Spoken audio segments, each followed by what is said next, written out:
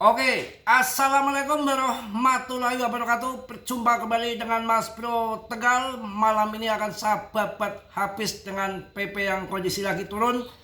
Jangan panik, jangan galau. RP1 tinggal nunggu waktu saja. Naik turun market sudah kerjaannya, sudah pekerjaannya. Serok. Manipulasi smart money, menghancurkan retail tujuannya. Di kaclok kiwir begitu ya. Selalu dimanipulasi. Tugasnya smart money begitu ya, membuat panik retail, kemudian smart money serok di harga murah. PP sudah terbaik. Tidak ada meme coin yang lebih baik daripada PP. Berdasarkan data apapun, dari segi manapun, dari apapun, sampai bosen sampai menjelasinya ya. Terutama yang main swing atau main trade, kalau di dalam selalu Mas Bro ajarkan, dan ketika masuk saya juga sampaikan masuk. Ketika TP saya suruh masuk, saya suruh juga saya sampaikan TP.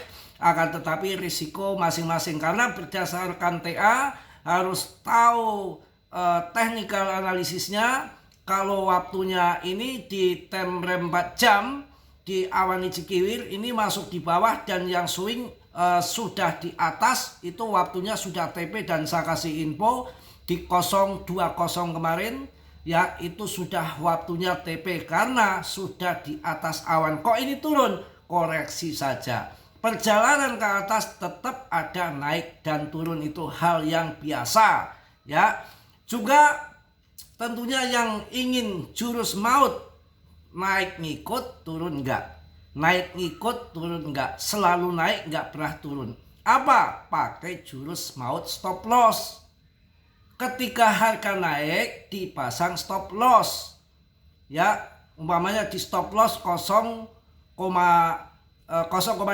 kemarin 0,2 berapa gitu ya, di bawahnya sedikit harga tingginya.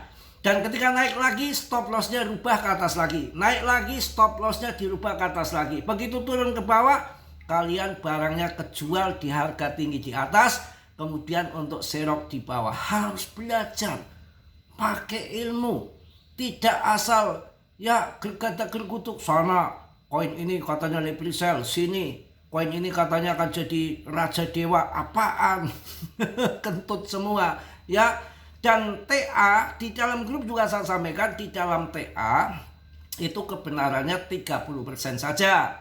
Ketika saya suruh TP, ketika saya suruh TP kemudian harga mental ke atas, juga jangan menyalahkan saya, karena market naik dan turun hanya berdasarkan TA saja, di mana resisten, di mana support. Support sekarang masuk, resisten nanti di mana TP. Bisa pakai Fibonacci, bisa pakai RSI, bisa pakai awan hijau kiwir. Makanya banyak belajar. Yang mau terima matengnya saja ya silakan masuk komunitas. Dan belajar itu enggak sebentar. Ada TK, SD, SMP, ya SMA, perguruan tinggi. Baru TK sudah mau belajar future, bingung juga saya ngajarin. Ya, naik turun hal biasa, nggak perlu kalian takutkan. Bahkan ini dominasi kapitalisasi pasar Bitcoinnya agak naik dikit, 59 sekarang ke 60,87%. Saya rasa hanya penurunan sesaat, nanti malam jam 11 saya rasa sudah ke 0,2 lagi. Ini hal yang biasa saja, jangan sampai kena manipulasi. Di dalam naik ke atas pasti ada dramanya. Wong ini game kok ya, ada dramanya. Sipa dulu, doge dulu, kayak gitu. Ya nggak kuat ya dijual di harga murah.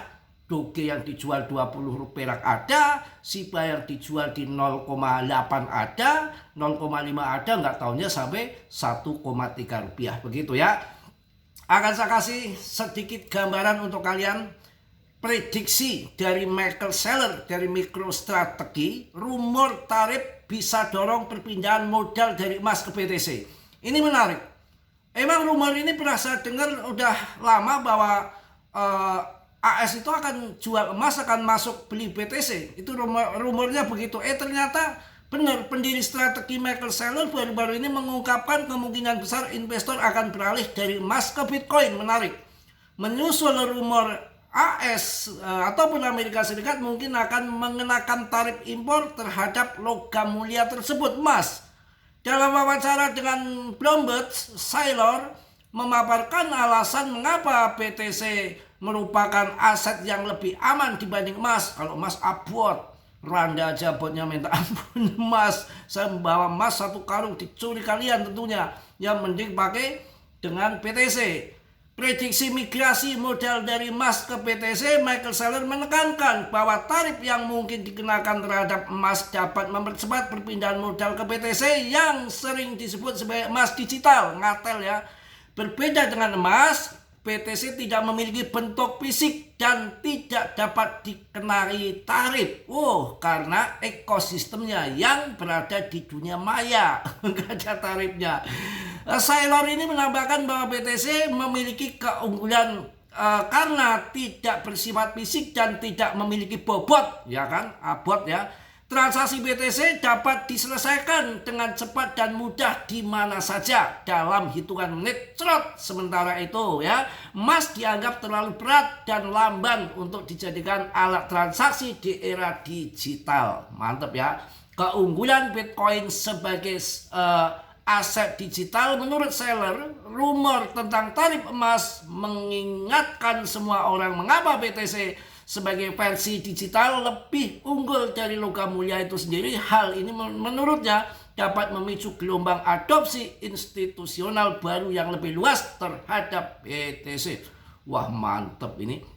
Ini ada trader legendaris namanya Peter Bandit ya, Bandit yang gampang, Peter Bandit itu aja juga telah memprediksi bahwa BTC akan muncul sebagai penyimpan nilai utama menggantikan posisi emas. Si Bandit ini menilai bahwa meskipun banyak yang melihat emas sebagai penyimpanan nilai yang baik, BTC akan membuktikan membuktikan diri sebagai penyimpan nilai yang paling utama. Dan Meta Planet dan pendukungnya terhadap BTC juga sangat luar biasa, mantap ya. Ini akan saya kasih info untuk kalian, sangat luar biasa. BTC itu bukan kendor, ada sinyal legendaris Golden Cross, Bitcoin muncul kembali, makanya BTC-D-nya naik dan BTC merangkak naik lagi. Sinyal legendaris Golden Cross, BTC muncul kembali, BTC siap cetak rekor tertinggi barunya. Pasar BTC kembali mendapatkan perhatian karena sedang mengalami sejumlah indikator teknikal penting dan peristiwa makro optimis meningkat setelah Presiden Trump mencalonkan ekonom pro Bitcoin Stephen Miran untuk menjadikan anggota Dewan Gubernur Fed. Ini menarik ini. Karena sudah nggak percaya sama Powell, dia nggak mau lagi kecolongan di bulan September. Saya rasa akan pangkas suku bunga, sudah menaruh orang dalam untuk masuk ke di jajaran petinggi ya Dewan Fed. Analis memperhatikan pengulangan Golden Cross untuk lonjakan harga Bitcoin. Menurut Margin The Trader, seorang analis pasar Bitcoin baru saja membentuk Golden Cross. Pada grafik mingguan, pola yang ia sebut sebagai sinyal yang tak pernah meleset. Mantap.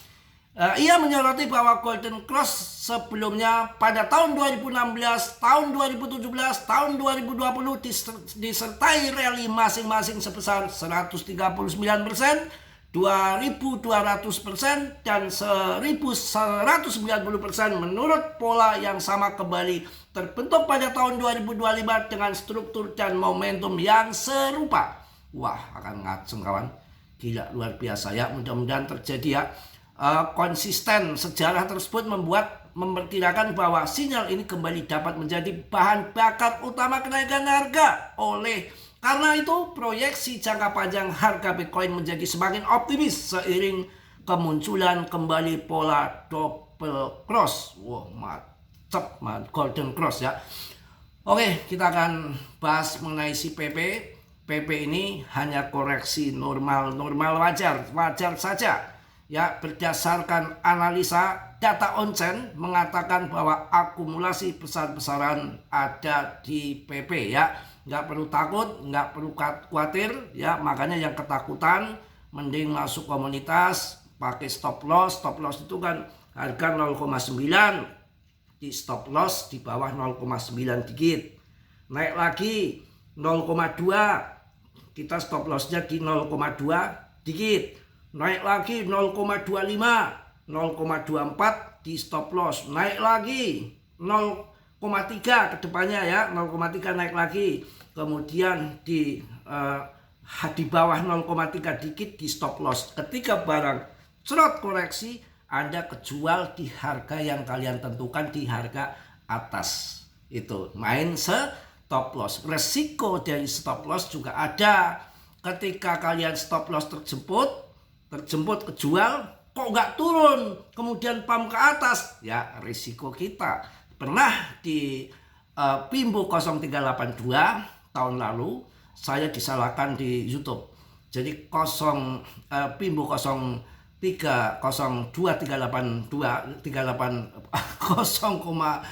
di Pimbo 0283 yang menjadi angka keramat itu jebol. Saya perkirakan akan turun dalam. Makanya saya menyarankan CL 50% untuk serok di bawah. Nggak taunya wong ini game tembus di Pimbo 0382 harusnya terjun, ngambil stop loss doang, kemudian diangkat naik ke atas. Kita ketinggalan. Pernah saya diomelin pas naiknya kenceng juga. Jadi kalau pasang stop loss kemudian kalian terjual pas terjun, kok turun dalam lagi, kalian bisa serok di harga bawah. Tapi juga kadang-kadang sial, stop loss kejual, barang nggak turun, tahu-tahu pump. Ikuti saja prosesnya. Arahnya bukan arah bear, arahnya akan bull secara fundamental begitu. Jadi kalau sekarang naik turun icik liwiran, udah ikuti prosesnya saja. Ya tinggal waktu saja, waktu yang akan menjawab. Tinggal tunggu waktu untuk sampai ATH baru. Nanti ATH baru ya kalian TP 50%. Biasanya ATH baru itu ada koreksi tapi dikit. Nanti nendang lagi yang sudah TP masuk lagi. Orang yang belum mengenal PP, karena PP sampai ATH baru menambah demand masuk. Nanti akan pump lebih gila lagi. Puncaknya di akhir tahun. Awas, akhir tahun telat TP kalian di luar, bahaya. Bukan cuan, kalian bisa cuannya bisa hilang. Ya kalau di dalam tadi pun semalam udah saya sampaikan waktu naik pun, ayo TP, ayo TP. Tapi jangan banyak-banyak. Kalau turun gini bisa tambah muatan di bawah. Ya kalau banyak-banyak kadang-kadang kalau dibeli turun, kalau kita dijual malah ngaceng. Itu sering terjadi. Sudah mepet waktunya mendekati akhir tahun, akan ada perpindahan dana dari emas ke BTC dengan adanya tarif emas ya sama Mbah Katran berkudakan lagi. Artinya dia akan menggiring semua masuk BTC. Ini sangat luar biasa. Semua politik ya. Juga mohon maaf, kita kalau mencari belajar kripto itu harus betul-betul serius, jangan hanya TA saja. Kalau kita jadi trader hanya mengandalkan TA, berbahaya. TA itu kebenarannya hanya 20-30%, tapi penting untuk mengetahui posisi kita itu berada di atas atau di tengah ataupun di bawah. Memang kita perlu center, perlu TA. Akan tetapi kita lebih penting lagi juga wawasan kita harus luas, harus ngerti ya geopolitik secara ekonomi global. Kita harus tahu arahnya, fundamentalnya uang akan kemana. Ya ini emas akan dijual masuk BTC akan kemana, macam-macam. Kalau kita hanya tarik garis saja, wah berbahaya. Ini menurut saya pribadi, makanya harus lengkap, jangan tanggung-tanggung. Oke, mungkin itu aja. Turun nggak akan dalam, mungkin nanti malam akan pump lagi. Gunakan untuk serok, ikuti prosesnya dalam bermain game. Bukankah sejarah real faktanya pemenang adalah long in plus, apalagi koin yang terseleksi alam di PP, saya rasa tidak perlu diragukan lagi. Ikuti prosesnya, ini hanya soal waktu saja untuk RP1. Oke, tetap Dior, omongan Was Bro, jangan kalian telan mentah-mentah, risiko masing-masing. Saya ingatkan, saya warning, dalam bermain kripto berisiko tinggi. bisa cuan dadakan, bisa ondal-andal miskin mendadak juga. Ini adalah game permainan. Kita harus cerdas, harus pintar, tepat posisi ambil koin yang mana ya. Mas Bro tentunya manusia biasa nggak sempurna, yang sempurna hanya milik Allah Subhanahu wa Ta'ala. Tetap banyak dosa dan banyak salah. Mas Bro mohon maaf, risiko masing-masing. Mas Bro hanya sekedar memberikan info yang saya tahu.